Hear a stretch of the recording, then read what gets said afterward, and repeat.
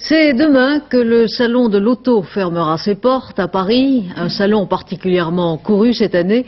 À propos du salon, on a surtout parlé jusqu'ici des voitures bien sûr, mais il n'est pas trop tard pour parler moto, puisqu'une partie des stands est consacrée aux mécaniques à deux roues.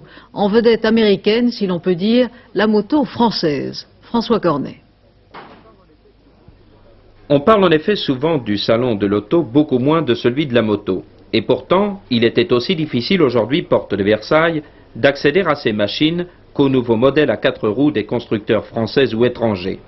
Beaucoup de monde autour des deux roues, les gros cubes, comme on les appelle. Un salon certes moins important que son grand frère, mais tout aussi riche en nouveautés. On remarque comme d'habitude à la présentation des modèles, la compétition entre les constructeurs menée tambour battant par les Japonais. Derrière eux, Italiens, Allemands, Espagnols, Anglais et Français essaient de suivre. Concurrence sévère sur le plan technique et commercial. Le développement considérable de la moto depuis une quinzaine d'années a stimulé la concurrence. Les machines sont de plus en plus grosses, de plus en plus rapides, de plus en plus belles, de plus en plus sophistiquées. Un mythe plus fascinant encore que celui de la voiture. On est à l'air avec les motos, c'est bien.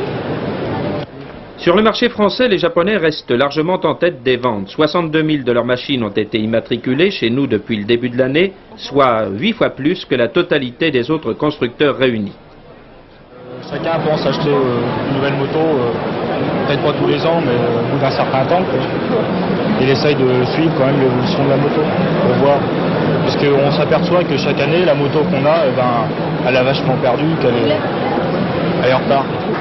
Espoir de la France pour son décollage sur le marché, cette BFG 1300 à moteur d'automobile de grande série. Une nouveauté qui n'est plus un prototype et qui devrait, selon les spécialistes, faire son chemin. Il n'y a pas d'âge pour la moto, il y a 32 ans que je roule et je suis toujours aussi passionné. Je suis même particulièrement heureux de voir une machine française d'une telle qualité, d'une telle performance sur la route.